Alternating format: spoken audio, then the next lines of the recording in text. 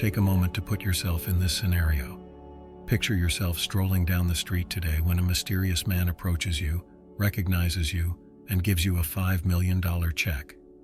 When you deposited it at the bank, they informed you that it was a large check that needed to be processed, so you could only withdraw it after 10 days. You would walk around with this intense, plentiful energy for the next few days. You would experience constant thrill and feel money, abundance, and happiness within your reach.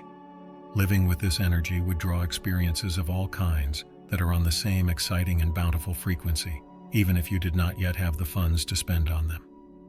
Knowing that you were about to be given $5 million, you would be strolling around. Still, nothing had really altered. All you had done was let yourself experience these feelings and optimistic projections. Now I want you to go within yourself, create any objective you have with faith so that it comes to pass, and then leave a remark expressing your thanks. Gravitas, which I will discuss throughout this video, will be changing your reality to a greater extent the more of this energy you include into your everyday life. You have to give yourself permission to believe that you deserve what is coming your way. Your mental boundaries were established by social conditioning and habitual thought patterns rather than by analytical reasoning. Consider this energy as a force that can be called upon. By tuning into its frequency, one can effect change. For many others, though, this frequency is banned. Examine this word carefully. Cash. What is your emotional state? What are your thoughts about it? Sharpening our perception of it is the first step towards changing everything. When it comes to money, some people say it's the source of all evil, while others think it makes the world go round. But as you can see, there have always been a lot of subjective assessments and predictions made about money and the acquisition of wealth. Money is not spiritual in the eyes of many. I am going to disprove that in this video. Money seems to be a taboo subject. It makes sense why a large number of people have money-related limiting beliefs or obstacles. These barriers may be buried so deeply in our minds that they are challenging to find. It's true that some people have been using the law of attraction and assumption to manifest for months or even years without seeing the desired wealth. There are several reasons why this occurs. The primary reason they haven't been successful yet is that we are inadvertently impeding our own goals and achievements. Not much can change unless we bring the unconscious into awareness and alter our perception. We are destined for failure unless we take inspired activities that are in tune with the frequency of prosperity. You may think you believe something in your consciousness, yet there may be another imprinted idea deep within. Though we all harbor limiting ideas, attitudes about money are frequently the ones that cause the most problems. In this video, I'll explain the spiritual significance of money and how we can magically alter our perception of it to align our spirits with the frequency of plenty. How our consciousness interacts with reality is revealed through money. Although it's not totally accurate, we often say that power comes with money. What money is depends on the one looking at it. Money is seen by some as the source of all evil. Money can represent prosperity or security for you, but it can also represent freedom for others. However, why? Money is just a piece of paper with a price on it, but depending on what it means to each person, it might be seen as any of these things. And why does it affect the spiritual world to such an extent? Because the belief that money can satisfy our needs shapes our vision. We therefore want money. The value of money is derived from our shared beliefs. Because of our beliefs, it takes on great reality in the collective unconscious. The value of money would be zero if we had no desires. Some turn it into a slave, some use it to become free, while still others despise it. The resources and effort people are ready to invest in order to acquire money give it its value. Ultimately, money is just another type of energy. It also aptly captures the essence of the human will, namely the desire to thrive and prosper. Our movement in matter is animated by an ideal internal force. This is the meaning of money. This will become very clear. What about this power that makes us feel alive and in motion? We must turn to spirituality for an answer to this. In this sense, pure reason is restricted. Remember that soul is called anima in Latin. In Genesis 2:7, God gives Adam life through breathing. He animates his creation in this way. He bestows the soul in this way.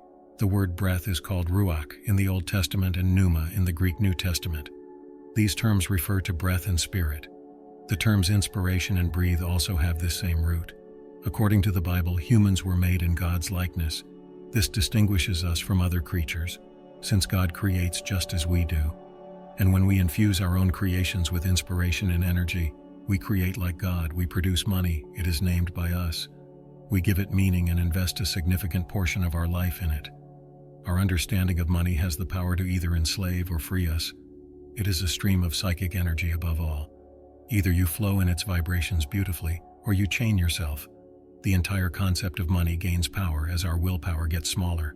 It affects us and has substance. And how can we change our financial reality with the help of the Spirit? As I've previously stated, our estimation of the worth we place on money is a projection. According to contemporary physics, space-time is said to be distorted when a significant amount of matter is concentrated in one location. This produces the force known as gravity. However, when a significant portion of that energy is centered in one area, it warps the collective unconscious and produces what we refer to as gravitas. These psychic energies incline more toward gravitas in those who possess it. One of the core ideas of attraction is this gravitas. The environment is impartial. However, we reflect who we are and what we unknowingly believe in the world because of this spirit that is infused within us. It has to do with our innermost emotions and how we project them onto the outside world, and how it ultimately finds its way back to us.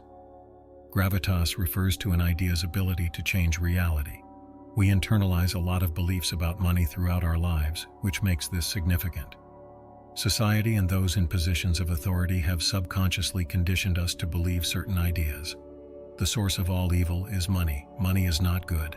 Making money is restricted to a select few. To make money, you have to work hard. This develops into a notion that molds us and influences how money shows up in our lives. These enduring beliefs are formed by our experiences.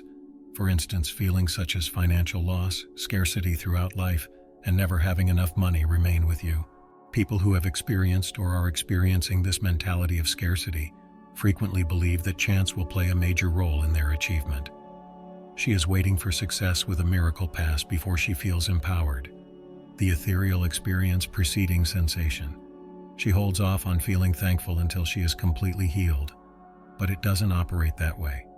Gratitude is the first step toward healing. You start creating riches the instant you feel plentiful. You begin your journey to achievement the instant you get a sense of empowerment. You start having mystical experiences the instant you feel fantastic.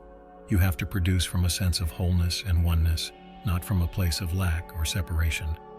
In order to produce from this force that draws abundance into our reality, we must expand the definition of gravitas in order to comprehend better. In humans, these emanations are more noticeable. If a man is highly esteemed, admired, and accorded prominence by many, unusual events start to occur like to magic. Initially, others will follow suit whether or not they understand why. After then, his serotonin will rise and his stress levels will drop. He'll become more muscular as a result of increased testosterone production. He'll have improved mental clarity, increased self-assurance, increased attention, and less anxiety. He'll be more energized. He will be more appealing to women. All of this occurs with those who are highly successful or prestigious, those who have invested a great deal of psychic energy, either from themselves or from others. Your life is also changed by your psychic energy in relation to this document, which is symbolic and transforming. Your attraction wanes and it loses its gravitational force if you don't think you can pull it off. However, the secrets are the sensations if you really believe and experience a sense of power and abundance that makes gravity greater, and the unconscious, as these are incredibly potent forces. By focusing on the spirit that creates wealth and clearing our minds, we align with pathways where unseen energies intersect. We serve as channels through which these forces bring existence to the tangible level. Certain energies are parasitic, whereas others are reciprocal. There is this psychic ecology that never goes away. Perceiving rather than allowing ourselves to be controlled, and learning to channel this energy to our advantage is the best course of action. Establish a purposeful connection. Feed the beliefs that strengthen our souls and starve those that undermine them. These forces are all around us and are always reshaping both the outside world and us. They are within our own minds and directly before us. Our ability to see them and their manifestation for us decreases with our level of belief in them. This is a limiting notion in and of itself, and the less we are able to notice them, the more open we are to their influence and power. It's critical that you keep in mind that your narrative does not belong to you. Your vision both defines and limits the reality you encounter. You are the creator, possessing a divine nature. Everything we know is reflected in the brain. You might not have experienced the frequency of abundance in your present self. To feel and act like your ideal self, you must so unite with your divine essence and progressively transform your thoughts and feelings. To materialize here on this plane, the reality that you consciously seek already exists elsewhere in the cosmos. All it requires is your reinforcement. Modify the symbols you engage with. Identify the messages that speak to your soul and those that make you feel uneasy about yourself. Money has a lot of power. You have strength. You are worthy of wealth, contentment, and independence. All you have to do is remove every curtain your mind has drawn to block these ideas. Please take note that the system is constantly implanting these veils. You must come to your senses. In this field, it takes a big signal to attract abundance, self-awareness, and intentionality that change your perspective, because it prevents you when you are trained to think of shortage and unhappiness, which is the exact opposite. However, you have power if you can slow down and sense the gap between the trigger and your belief's automatic reaction. Your brainwaves start to slow down as you experience this rich spirit flowing through you. In fact, they rewire your brain to become more synchronized. That's a tremendously potent signal you can send to the field when someone's entire brain is firing in time. What can you make with this space while the signal is strong in this position? Having a clear intention is usually a crucial requirement. The aim is clearer the more cognizant one is of this given reality. Thought is the most real thing we can make when we give it purpose and focus. You will come to this question eventually. What should I do because I have plenty? It's always the same response. As you started to provide value to other people, you would start to receive even more in return. My quest to liberate through information, alter via perception, and generate value inspires me because I am plentiful. The procedure is self-feeding. You want abundance, see yourself in an abundant state, then act on your inspiration to bring it about. Although it's a straightforward equation, it can be difficult.